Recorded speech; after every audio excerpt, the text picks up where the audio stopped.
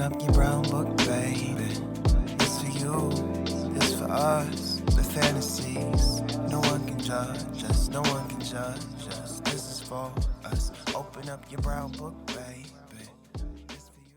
Hey y'all, hey, it's your girl Shay Baby with the Brown Book series, and I'm back for another week of just pure romance beautification. Is that a word? Romance beautification? Like, because I say this because this young lady who I'm about to interview, her writing is just so beautiful. The way she write and describes the scene. Because, baby, we're gonna talk about it, but her latest novel that just came out, the I don't want to say the passion, but the fight scene was just, oh my god! I was like, yo, this was a beautiful mess, and I was here for all of it. So, ladies and gentlemen, I'm bringing to the stage. I'm gonna keep saying stage, y'all. A Brown Book series featuring a novel experience with author Synithia Williams. Hi, Synithia. Hey Shay, can I just say I love when you say a beautiful mess because I love mess. I love messy. I was. Let me. Hold on. We don't get into Careless Whispers, baby, because them whispers was not. They weren't whispering. Honey. I was just like Greg. I was knocking on the door. Y'all too loud in here. Okay, so I got this. Okay, yeah, all right. Let me act professional first before I get all ghetto. So, yeah. So, Synithia, first of all, welcome to the Brown Book series. I really appreciate you for coming and being a part, hanging out with me and my crew. So, thank you, thank you, thank you. Thank you so much for having me. I'm excited. I was very happy you invited me. Oh, that's what's up, girl. So, can you tell us a little bit about Miss Synithia? Sure. So I'm Synithia. I write sexy, messy romances because I love mess and I love drama. So usually in all of my novels, there is some type of mess or drama going on. I write contemporary romance with Black people just living their lives and falling in love. I have 20 novels published under the name Synithia Williams and 2 novels published under a pseudonym, Nita Brooks. Those are women's fiction. So yeah, that's a little bit me in a nutshell. I've been reading romance since I was 13 years old. Love romance novels, love exploring relationships, emotions, family dynamics, friendship dynamics, and things like that. So, and still work a full-time job. Got a wonderful husband and 2 boys. So that's me. Oh, look at you. That is so cool. Oh. So, girl. Oh, wait. It throws me when I hear that the author's been reading romances. They was like 10, 12, 13. Girl, how y'all get these romance books at 13? Like, how you get your hands on a romance book at 13? So first it was the library. I grew up in a small town in South Carolina, and we had a small library, and we had like one metal rotating thing that had these romance novels in them. And I would just grab them and start reading them. And then I remember somebody saying, and I don't know if this was when I was 13 or what, but asking my mom, like, you gonna let her read those books? My mom was like, she gonna learn about it somewhere anyway. And so she was, like, no one snatched her from me. Yeah, she's like, she's not, out here living La Vida Loca, or am I supposed to, she's not being wild and crazy. So and that's how it started. Yeah. Yeah. And then I would go to the flea market, and you could get like a whole bag of books for like $5 or something. And I would just grab all the books I could and take them home. And my dad built me a bookshelf, and that's all I did. That's all it wrote. Yo, so do you remember the first author you read that you read? You were just like, you fell in love and was like, I am gonna be reading romance forever. This is it. I don't actually, because I read those books and I was popping them like candy. So like when I'm 13, I'm not like, oh, who's this author? Let me remember it. Because my books came from the library and came from like the flea market. Right. I did fill out that card in the middle of those old Harlequins, like, send me 4 books, and got those coming. But so when I was younger, it was just whatever I could get my hands on. If I liked it, then, I just saved the book and be like, all right, I'll go back and reread this later. But I wasn't following authors as much. It was just finding the story, reading the back of the book and be like, yeah, this is the kind of story I like. This is what I want to read. And that's kind of all it is. I cannot remember the first one. Okay. So when did you decide you wanted to become an author? I've always wanted to write. I have a book that I hand wrote when I was 6 or 7. Crazy, ridiculous novels.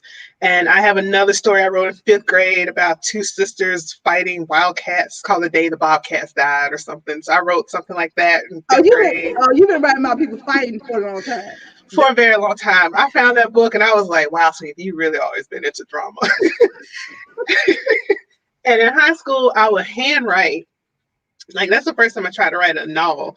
I would handwrite in math class, and I would have classmates who'd be like, you finished that page, give it here, and they want to read it immediately. Oh. So, and I still have those, like 300 pages handwritten. I still have those in a binder. But, you know, college, marriage, you know, let the dream die, still dabbled. But in 2010, I said, you know what? I'm going to like seriously research, pursue, and see if I could become published. And I was published in 2012. And it's just been like, wow, 22 books later, I'm still here. And I still can't believe it that like people, hey, Synithia, we want to read your book. Like, oh, yeah. For real? So, yeah, girl, we want to read your book. Girl, we want to read your book. I'm trying to tell you, girl.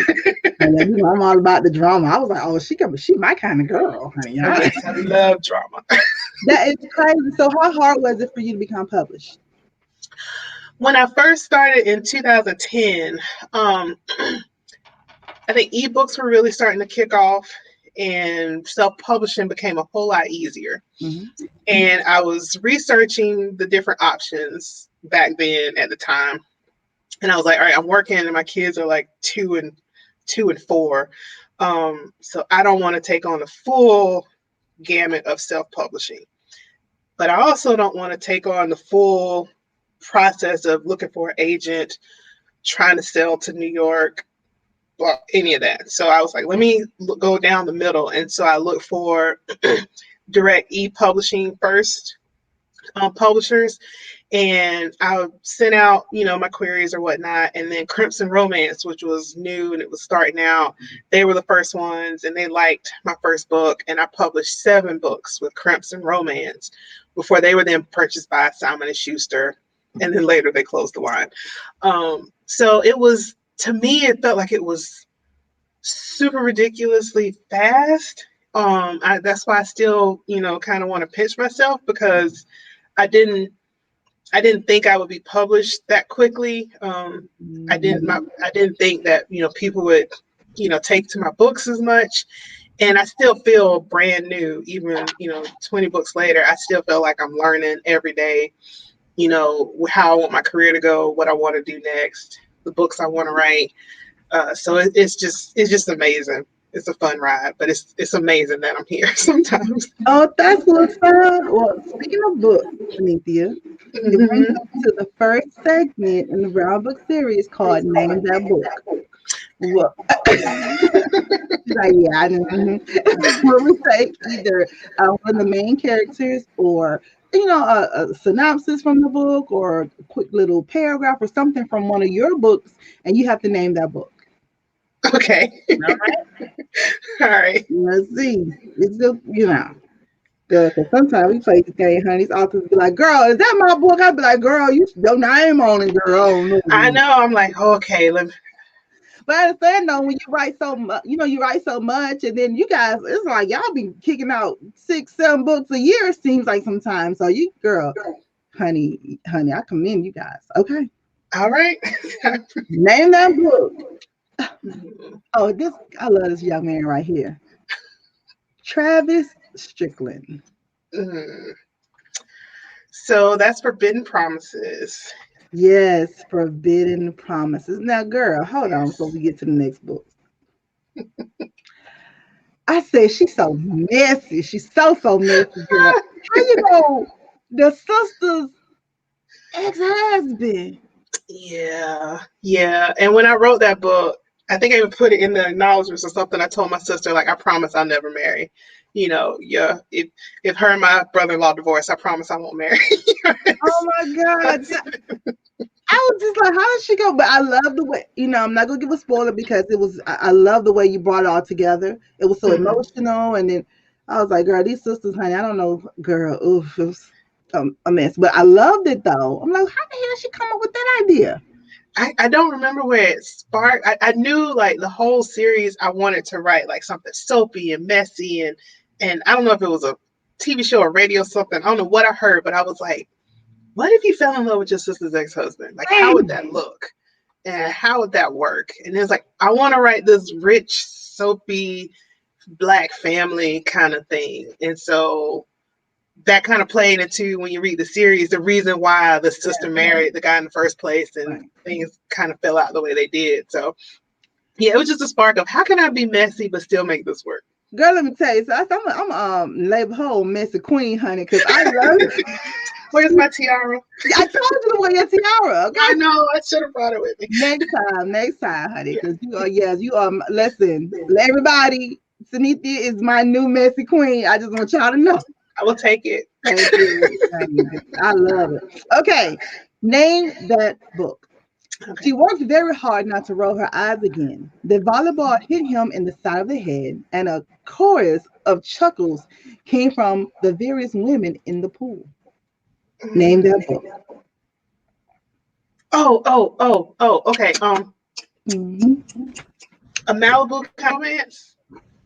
A Malibu romance. Yes. Now that book was a little tricky for me too, girl, because okay, I'm not gonna tell you the books because I want everybody, what I'm saying, who haven't read your books to go read them.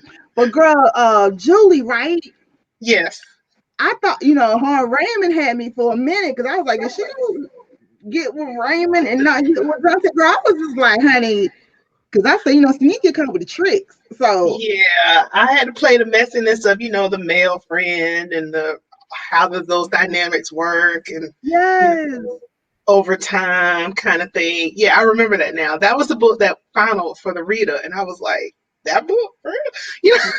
Yes, girl. You see what their mind was. Look, y'all like this too?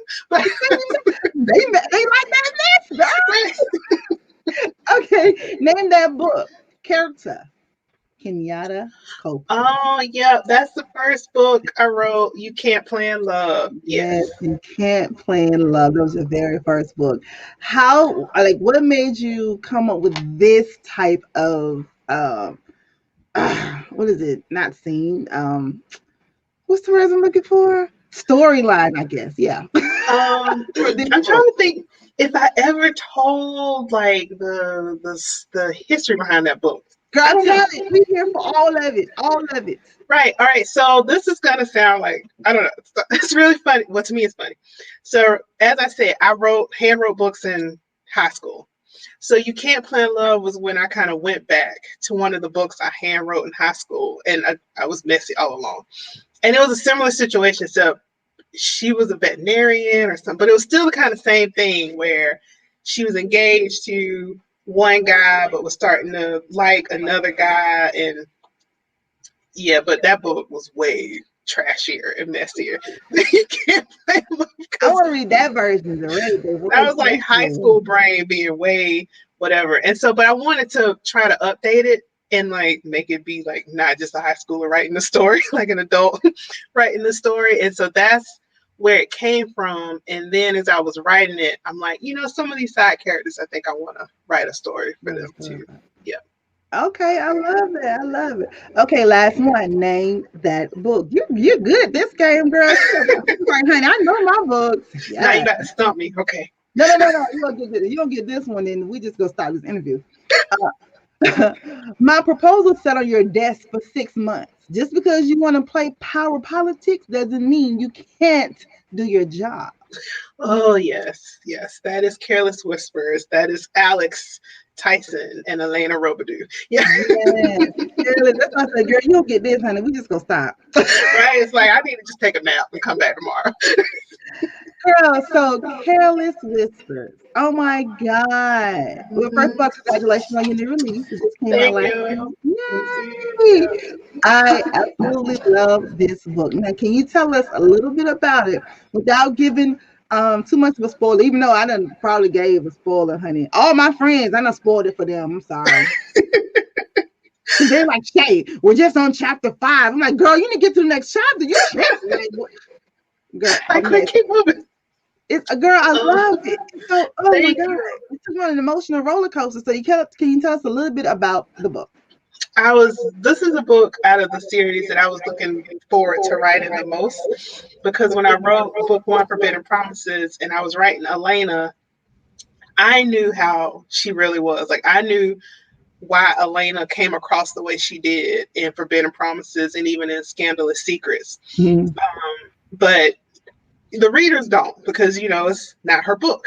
And so I was always ready to write her story, because Elena is, sometimes the stories you see the oldest child, and sometimes like the oldest son who has to be the prodigal son and do what's right, and blah, blah, blah. Well, Elena's the same thing, except she's just a prodigal daughter. She's the oldest. She's the one her parents put the most pressure on.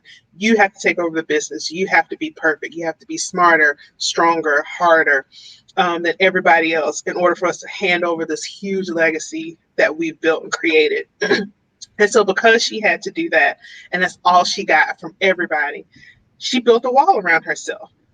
Love is a liability. In certain instances, friendship is a liability. Letting people close is a liability, because all she knows is that those connections and being close can lead to someone taking advantage of you, and being taken advantage of could result in you losing this legacy, ruining the business. And she internalized that. And so in Careless Whispers, I knew she was a hard character. She was somebody who has come across as kind of evil and bitchy, maybe in some of the other books. So I had to find a man who was strong, but also soft enough to let her guard down. Because if I put her with somebody who's just as antagonistic as she is, and I just don't see how that would work. But I really wanted to show her as realizing it's okay to be close to somebody I love. It's okay to open up to my family. It's okay to fight for what I want, which was she ultimately did in the end, but I don't have to fight alone. And I wanted her to go through that process, and I wanted the readers to kind of see that, yes, in the first couple of books, you may be like, I don't know about her. But I wanted at the end of this book for them to be like, oh my gosh, she's so strong. She went through so much. It took me a minute to get there, because I was like, Elena's a bitch, yo. Yeah. Like, I thought that, I'm like, oh, you know what? Everybody's gonna find love except for her. I thought we were just gonna go on to another series, girl. And I was like, yo, she was so much of a bitch that I didn't even want to know why. I was like, girl, you need to write her off, kill her off. Where's the Susan Lucci, honey? Who shot Adam Chandler? We need to get her out of here. But I digress. So we'll give her a chance. We'll give her a chance, because I was like, you know what? Let me see, because Synithia, now when I read that it was her story, I was like, okay, so let me see what we about to do. And girl, you did that. But those are the stories I love too. Like if I'm reading other series and it's like that one dark character kind of off to the side, you like, they're kind of a jerk. That's the character. I'm like, I want their book. Why are they a jerk? Why are they a bitch? Like, I want to know. You got her together, because I was like, who in the hell is she writing? Who is she imagining in her head to write this girl's character? Like, it's crazy. Well, I kind of thought about a lot of stuff putting her together. I tried to think about, pressure that your family may put on you, insecurities that, you may feel as a woman related to relationships and your career, and how those insecurities may make you try harder to hide them. Right. That happens to women a lot. You may have this feeling of insecurity or unease, but you can't show that, especially in the workplace. You know, you have to kind of come across as knowing your job, even if you feel a little insecure. She just kind of that to the 10th power because of her family dynamics. The 10th power. All right. Yeah. Even when I went back to listen to it on audio, I just had to laugh at some of the stuff that she said, because when I listen to it on audio, I really do forget, like, oh, I wrote that. And I just laughed at some of the stuff she said, and I was like, oh, Elena, that's so you. Yeah, it was so evil. But let me tell you though, when Alex came in that office, and so her little secretary, she was so sweet. She was like, it's fine. Let me just reschedule. He was like, I'm done with this. Oh, baby. Yeah. That whole everything, I just loved it because he was just so smart, and he was just like, no, it's on this page, it's on that page. No, you gonna talk to me today. I was like, how did she come up with this argument in her head like that? Was she like arguing with herself? Like, yeah, it was. That's why I had to have after the fight. Like, I had to have the fight because all the way in Forbidden Promises, you see Elena's been fighting with Alex. Yes. All the way to the first book, you see that, he's Alex the asshole, and she don't want nothing to do with him. So that it had to come to a head because she's done. Like her dad brought him in, because he's a good asset, but also because her dad's her dad, a thinly veiled threat. You don't do what I want. Look what I got right over here, waiting to just take your place. And she knows he's a threat.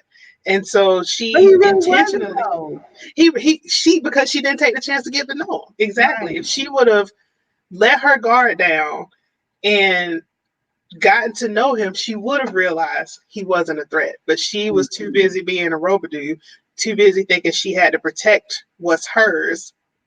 And let's admit, the stuff happening with her sister and brothers kind of like don't make her think rationally at work either. Right. And the relationship that you see her in chapter 1, so her mind is, she has a lot that has happened to her life in her life recently, and Alex came in almost at the point where I won't say has reached rock bottom, like what happened after the fight is rock bottom, but he came into her life right after she realized what I'm doing right now isn't working. And even her sister and sister-in-law are kind of like, I need you to recognize the role you played in your bad relationship with Alex, and not just put it all on Alex being an asshole. And so she even owned that. And so that's what I wanted readers to see, is that, she even owned a little bit of the fact that, that's kind of me too. I did some of that. Yeah, that was crazy because when she was walking and that text came through and that boy said wrong person, I was like, oh, it's about to be a bad day for you. Yeah. It's about to be a bad day. So like you said, that whole fight had to come to a head, girl. Oh, goodness. And speaking of coming to a head, it brings us to the next segment in the Brown Book series called Who'd You Rather? Where we take two of your heroes and we pit them against each other, and you let us know which one you want to rock the boat with. We ain't talking about marrying, we ain't talking about none of that stuff, honey. We talking about one night only, honey, in the Jennifer Hudson voice, girl. That's it. Oh, I want to sing, but I'm bad, so go ahead. Okay, who would you rather? Alex Tyson or Travis Strickland? Oh. Okay. Let me just say this though. Let me say this and put this out there. As good as you can write a fight scene, baby, you can write a love scene too, sweetie. I was like, All right, so I'm gonna go with Travis. Okay. Only because that little bit of show up in your room, nobody else there. We gonna do this anyway. I said Travis gonna catch a charge. Right? Like, she's go. Okay, so Travis, we're going with Travis. Yeah, just a little bit. He more likely to be like, hey, let's just, and like, got a little edge. You know what I'm saying? I was mad at your sister. Okay, it is what it is. Right? Ain't no fun if your sister couldn't get that. Okay, look. Okay, who would you rather? Dominic Ferrell or Byron Robidoux. Oh, okay. Let me see. Why can't we have both? You can, girl. You know I'm down for a threesome now. Just saying. Yeah, this might be. I will probably go with. Okay, both of them were kind of hesitant, and Yes. the ladies had to Mm-hmm. to push the thing, but I probably go with. Oh, that's a tough one. I'm gonna say Byron on this one. He's got that almost for the opposite reason of Travis. Byron has a little bit more of that protective. Yeah. Are you here with? Are you in this with me? Let's make sure. Let's This connect while we're is doing this. consensual. Yeah, he's like, I'm a politician, ma'am. I can't have no scandals, girl. Right. Yeah. He's gonna make sure everything is good. We're good. You with me? Yeah. Okay, all right. So we're going with Byron. All right, go Byron. Girl, before we get to their names, the last name. Mhm. Well, girl, because first I was when I first started reading the books, and this family came about. I was like, is it Robidoux or Robidoux? Where did she get this last name from? So I know someone with that last name, and it's somebody I know like professionally through my day job. Okay. And it's a couple of people that I work with, and I love their last names. And I'm like, hey, if I use your last name, you gonna be cool? And they're like, oh no, I think it'd be great. Yeah, awesome. Like it's not you, it's not your family. Just putting it out there that I just like the last Flattery name. type deal. Okay. Right. All And I right. wanted something that could sound kind of, rich tobacco family-ish. It was, girl. I was like, all right, then, I like that. All right, last one. Who would you rather? Isaac Caldwell or Jonathan Wright? Uh, I'm gonna go. All right, Isaac Caldwell or Jonathan Wright. I'm going with Jonathan. You going with Jonathan? I went with Yeah, Jonathan too. Yeah. yeah. I like Jonathan. I really like writing that story. Watching him get through her defenses and stuff too. So yeah. Okay, all your books though, which story did you enjoy writing the most? Oh, I enjoyed writing. I think it was guarding his heart. I remember when I first started it, I was on a ladies' trip, back when we could just have fun trips. And I was on the beach.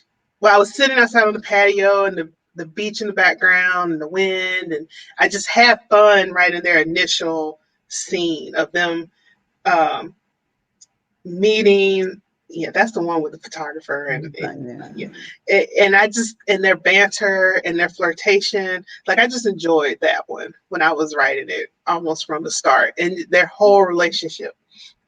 I enjoyed writing that one. I also enjoyed writing Making It Real because that was a story I was looking forward to in that series. So it was fun to write that. Why were you looking forward to it? Because he was the quiet dark brother, and I was like, I can't wait to. I call it getting into bed with my heroes. It's like I can't wait to get in bed with him and figure out, what's he like in bed, and how does he respond to the heroine? How does he fall in love? So I was looking forward to writing his story, and then Careless Whispers for the same reason. I was ready to write Elena. And I had fun writing some of her little jabs in the other books. Like I'll read some of them and be like, that's so Elena. So I was just ready. I was excited to kind of write her story this time. Okay, I get that. Okay, so tell me a little bit about is it Destiny Divas? The Destin Divas? Yeah. Destiny Divas. Okay. So who are the Destin Divas, girl? And what y'all doing, Hans? So in 2015-ish, I think, I don't think we originally thought we were gonna become as close as we are. But because Farrah was putting together like a writer's retreat. I love And she was Farrah. just gonna, I know, she's so great. And she was gonna just kind of teach us her plotting technique, and we were gonna share information. Oh yeah, yay, writer's retreat. Yeah. But we went, and then we kind of clicked, and we were very supportive of each other, and we're like, next year let's just kind of keep it us again. And so we've been going to Destin, Florida, since then. And in the 5 or 6 years that we've done, even this year we did a virtual kind of retreat to still, and the way we've supported each other, I wouldn't have written the Jackson Falls series without the Destin Divas. Like it was me walking on the beach with Katie King, who's one of the divas, and saying, I kind of want to write this Black Dallas, but it's the sister's ex-husband and blah, blah, blah. And we were just on the beach and she was helping me flesh out the story. And then I remember saying, yeah, I can't think of anything high concept enough. And I don't know. And Synithia Glass was like, bitch, that is high concept. I need you to stop. Right? And I was like, oh, okay. And so they pushed me to like write it and try to get it out there. And KM Jackson's there, Jamie Wesley's there, Sharon Cooper's there. I'm gonna forget somebody, and y'all are gonna. I'm not doing this on purpose, but I'm trying to remember because like Vanessa Riley's a diva. Adrian Michelle is a diva. You may know her as Dren online.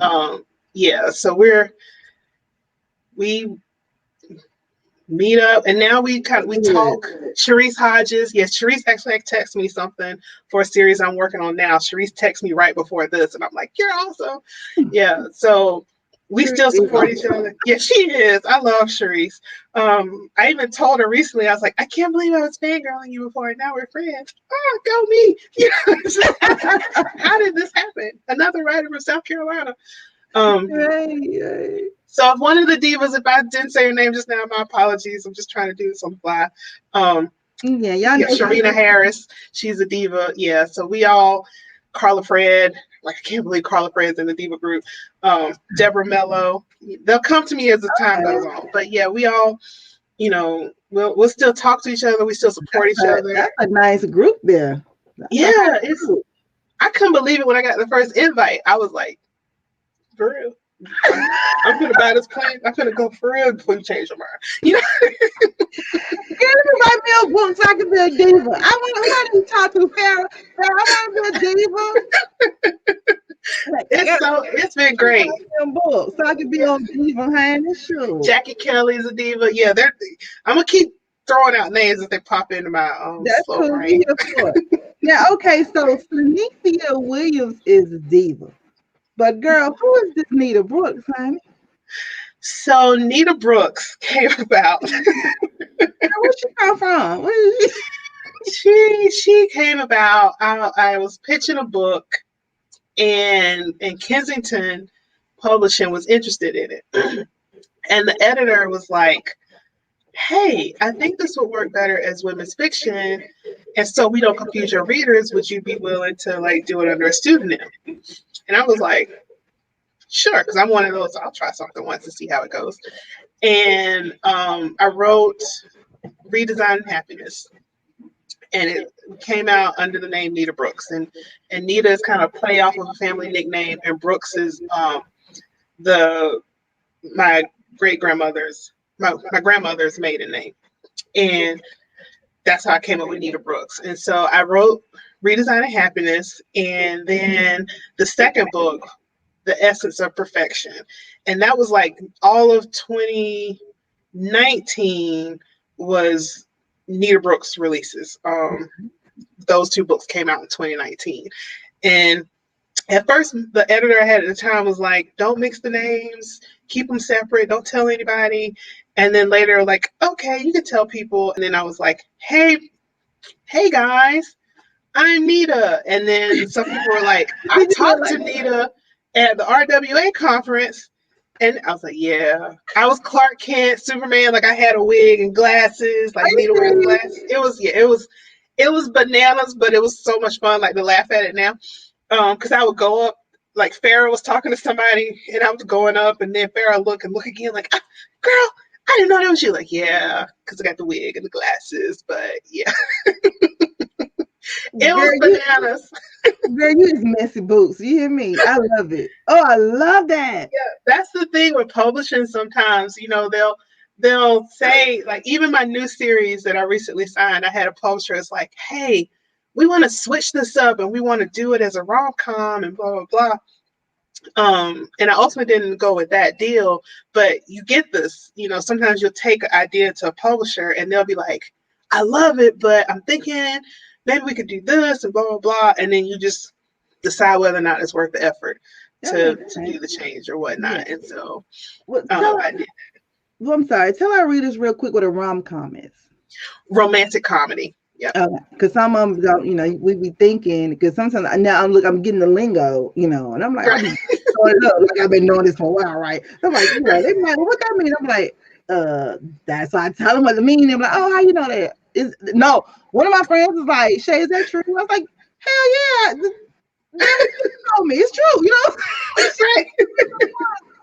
Like, God. So yeah, so some of them don't know, and I'll be like, okay, right. Romantic comedy. So, like, do you consider your stuff kind of romantic comedy, or is it just everything that Nita Brooks? It's Nita Brooks, right? Yeah. Yeah. Yeah. Nita Brooks. Nita Brooks. Yeah. Let's say Nita Brooks. Like a whole different person. So is that what she's going to start doing? Are you thinking, like, if you went all continue, if you went all the way into that subgenre of rom-com, are you going to just do it up on the Synithia, or are you going to do it up on the Nita? So if I were to switch up to rom-com, I would probably still keep it with Synithia, because it's still romance, it's still contemporary, it's just slanted funnier. And even though I think I can have funny parts and some humor in my stories, I haven't really considered myself like full-fledged romantic comedy. And that was one of the reasons why I was like, this story, I can be messy sometimes. And while I appreciate them being able to see it as a romantic comedy, I just kind of didn't want that series to go that route. So I was like, let's look somewhere else. And I ended up agreeing to publish it with a different group, with Harlequin Special Edition instead. But so yeah, I don't know. Sometimes I was like, okay, I've done these 2 books with Nita. Maybe I'll start with women's fiction. I don't know. But then I'll have someone reach out to me who's read the Nita Brooks. Like, I did a book club in December, and all of those women at the book club was like, oh my God, I love Essence of Perfection. I saw myself in the main character. It made me cry. And I'm like, what? Really? And then I'm like, well, maybe I should. So I won't say that Nita is, all the way dead and gone, but right now I'm going to finish up Jackson Falls and work on my Heart and Soul series. That I'm going to do that, and then see if I go back and give Nita something else. So. Give her something else. Now, so can we look forward to another book coming out of Jackson Falls? Yes. So the cousin Ashia will be the next book, and I think that's August of this year. Okay. And I wrote that book in the middle of a whole pandemic. That was what I wrote in 2020. And as I look back now, I'm like, yo, that might be too much. But no, it's never too much. It's like, it's a pandemic. I hope my editor understands. When she sends her comments back, like, Synithia, this might be too much. Like, yeah, I was in a pandemic. But it's like, I didn't mean to torture them that bad, but it's kind of a rough year. So that one, and it's a second chance romance, because if you read my books, a lot of them are. I love but and it's messy again, because it's Ashia, and it's and the names left me, but the guy who Grant tried to hook India up with in book 1. Oh, I hope so. Wait a minute. Oh, I'm gonna have to. Lord, I can't. I'm gonna. Yeah, anyway, I'm going to remember his name later. Okay. Well, we're looking forward to that one, definitely. Yeah. Okay, Synithia, I wasn't going to do you like this, but I just have to. All right. We have another segment in the Brown Book series called Dirty Minds. They think I like you. Yeah, okay. Well, I give you, she already took her water. She said, let me go ahead and wet this whistle, baby. Get ready. Okay, I give you the dirty clues, but you have to give me the clean answer. Oh, okay. Get your mind out the gutter, man. Get your mind out the gutter. Okay, you ready? I think so. We'll see. First one. All day long, it's in and out. I discharge loads from my shaft. Both men and women go down on me. Oh, okay. I'm bad at riddles. So, No, we saw what first. We know what the first thing came to your mind. I know. I was like, orgasm? We need the clean version. The Yeah. clean version. Mm, One I'm more gonna. time. I go down gonna all day long. It's in and out. I discharge loads from my shaft. Both men and women go down on me.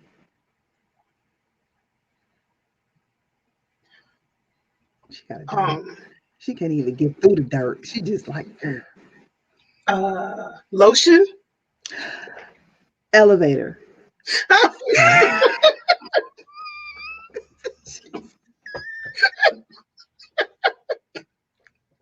She can't.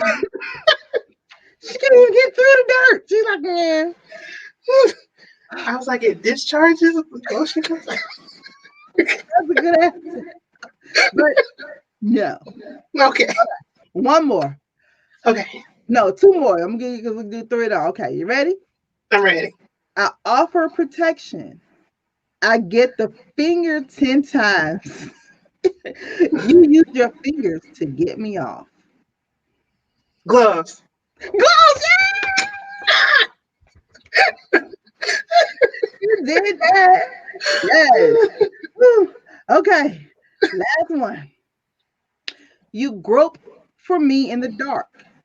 You put your hand in your pocket and fiddle with me. I will only work in the middle, in the right hole.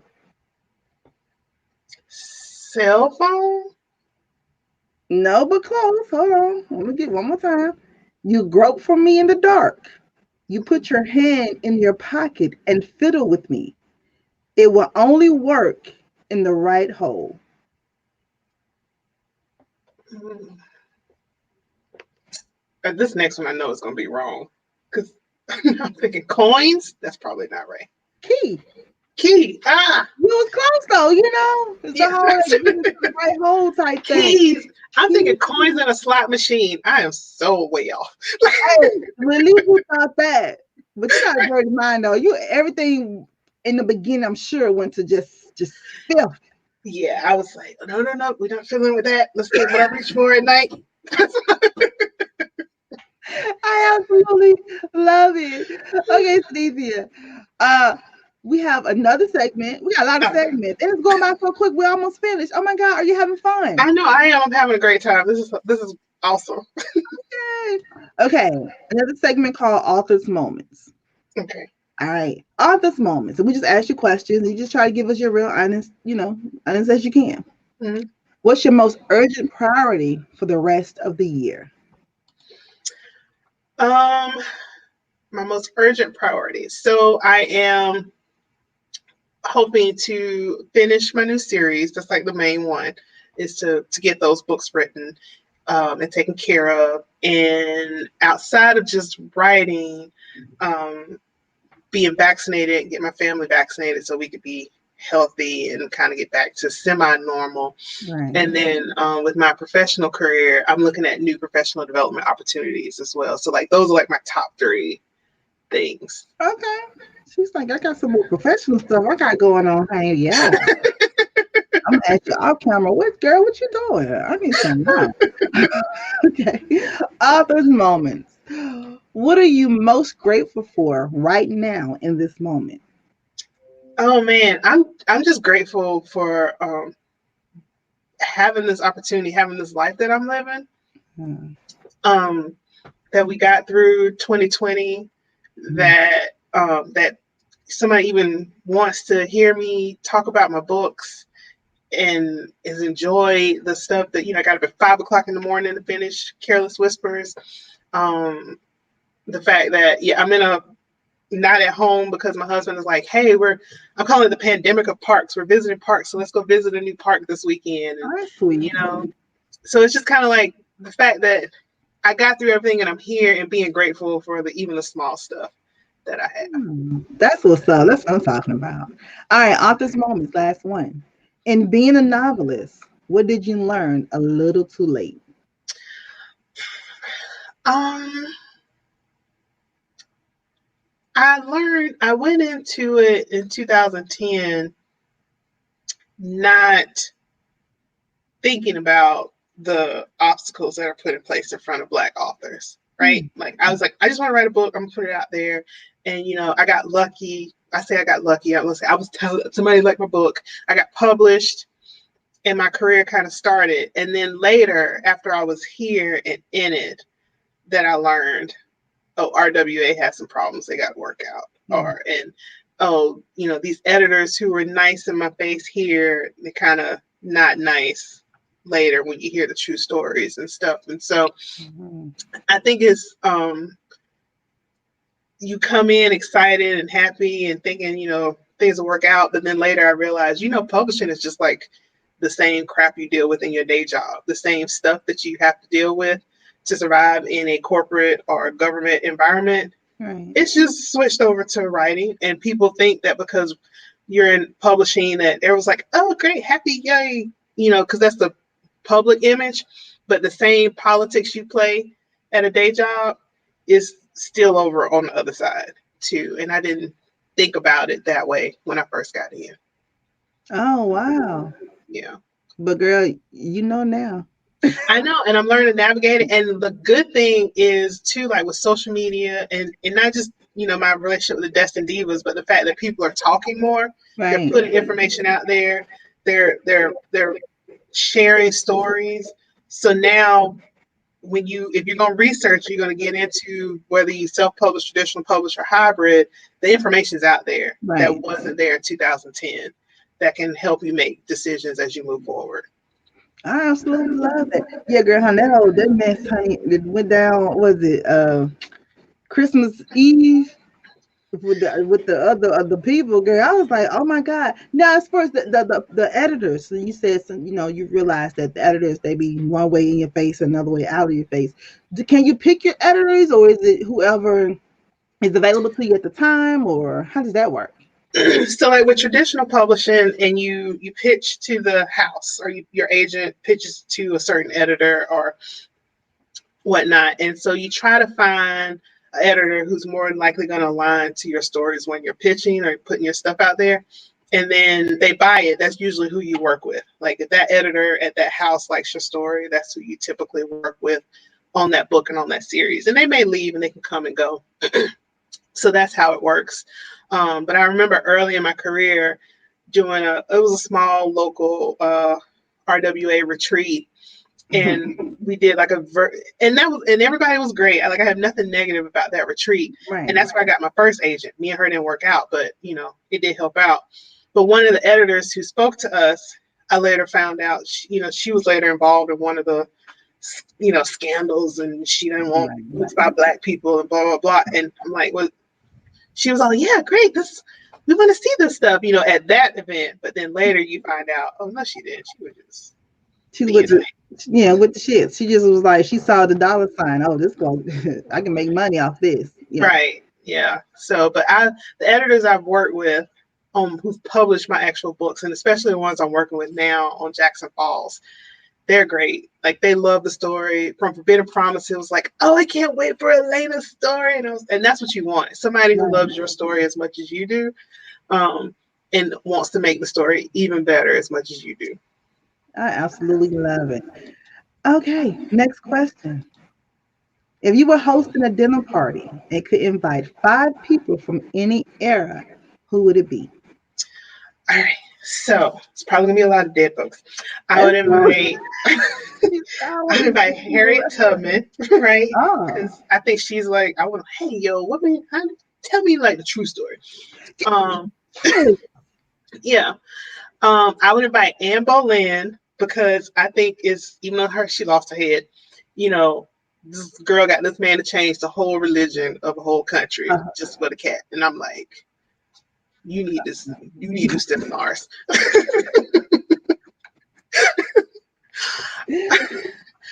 I would if I had the ability, I would go to like my first ancestor before they were brought from Africa. And I would probably do it on both sides of the family. So that would be two, because I would want to know where I came from. Like what Really? was their life like? Yeah. Who were they before they were brought? The generation before they are brought over here. I would love to know that on both sides of my family. So I would like get the universe to say, take me back to that far back ancestor and have them come to the dinner party so I could meet them. And then the fifth person, you know what? I would invite Gene Kelly so I could be like, hey, I don't care if you bald, put on your wig. I love your thighs. Go over there and do the dance from Singing in the Rain.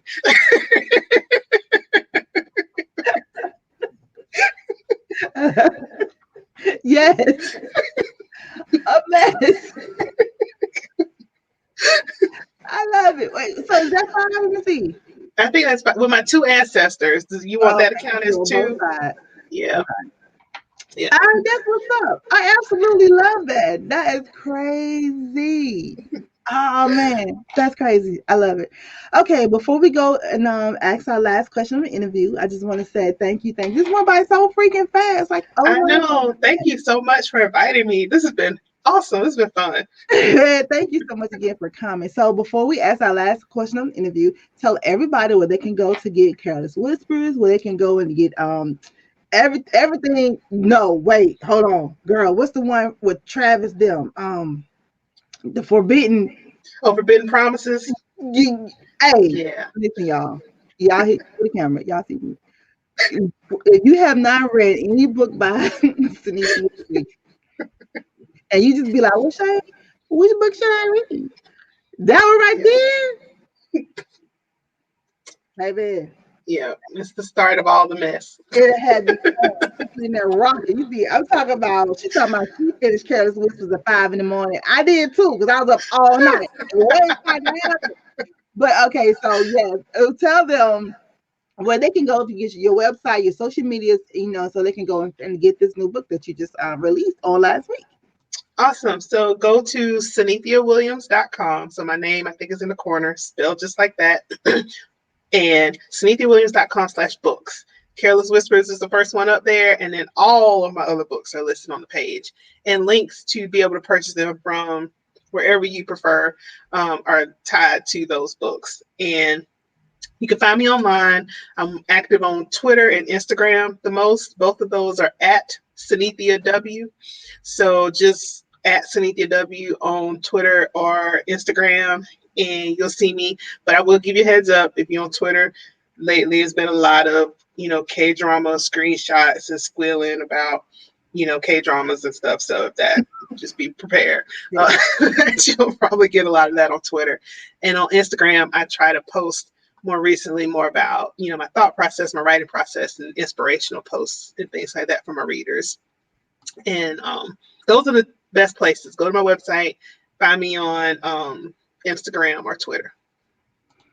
Right. And there's a link to my newsletter on all of those. So if you want to then get all my updates, I do giveaways every month in my newsletter. The link to my newsletter is, you go to my website, it pops up. So you can easily join my newsletter and keep up with anything I'm doing. That's what's up. We love to everybody go out and get this latest novels. Careless Whispers is absolutely awesome. This whole series is awesome. But this right here, yeah, I'm like that one and Forbidden Love, the Travis and Julie. Those two right there are my favorite. Big old mess. Byron was okay too. It was good. He was. Byron was okay. Him and Zoe, that was like a switch on the Secret Baby. Yeah. But honey, because Byron was just so sweet. He was just so, like. I know he was. Honey, that damn Elena and the India, yeah. They don't want none of it. You hear me? They here for all the shenanigans, and I'm here for all of it too, girl. So everybody, please make sure you check this out. So the last question of the interview. Mm-hmm. If you were writing a book about your life, what would the title be? Always be extra. I've always been messy and extra, but I grew up in a small town. I grew up with like conservative grandparents. You know, my life is not as interesting as that. But um, as I've gotten older, I'm like, it's okay if I want to wear a tiara on Wednesday. It's okay if I want to, do the stuff I want to do. It's okay to be like, it's the aliens, just whatever it is that you love. It's cool. Just love it and do it, and don't worry about what other people think. So if someone's telling you being extra because you want to go all in on something, do it. Buy the sequins, wear the tiaras, have the parties, do the trips. Yeah. Once we vaccinated and say, but do all the stuff. I absolutely love it. Oh my God, Synithia, you're wonderful. Oh, Thank you thank you. so much. Again, thank you so much. Brown Bookers, make sure you go check out her new novel, Careless Whispers, is in stores now. Go to her website. And just like get all the books, just get everything. Go to Amazon, go wherever that her books are being sold, and get all of them. Go all the way back. She started in what 2010. Yeah, go all the way back. All the way back. Get all of them. Bring them all of them. I'm telling you, it is a beautiful mess, and it is. Girl, it's wonderful. I absolutely love it. So Enjoy the thank ride. you so much. Yes, enjoy the ride. That's what I'm saying. Hold on a second for Miss Synithia. All right. Awesome. So, Brown Book family, thank you again for hanging out with me for another wonderful interview. So make sure that I know you like this content, so like it, subscribe to it, and hit the notification bell so you could be updated or updated and informed on when other interviews will drop. All right, y'all like that? So y'all know the routine. 6 o'clock, you're right here. Brown Book Series. 7 o'clock, you go over to Reese Ryan's channel. She's there at 7 o'clock, and then at 8 o'clock, we go to Cruise Radio with Iris Bolling for Iris Moments. So 6 o'clock, Brown Book Series every Wednesday, 6 p.m. Then every Wednesday at 7 p.m. we go over to Reese Ryan's channel. Reese Ryan. Everything will be in the description box below. And at 8 o'clock, Iris Moments with Cruise Radio. All right. Thank you guys. Love you guys. And I will see you on next week. Open up your brown book, baby. It's for you, it's for us. The fantasies, no one can judge us, no one can judge us. This is for us. Open up your brown book, baby.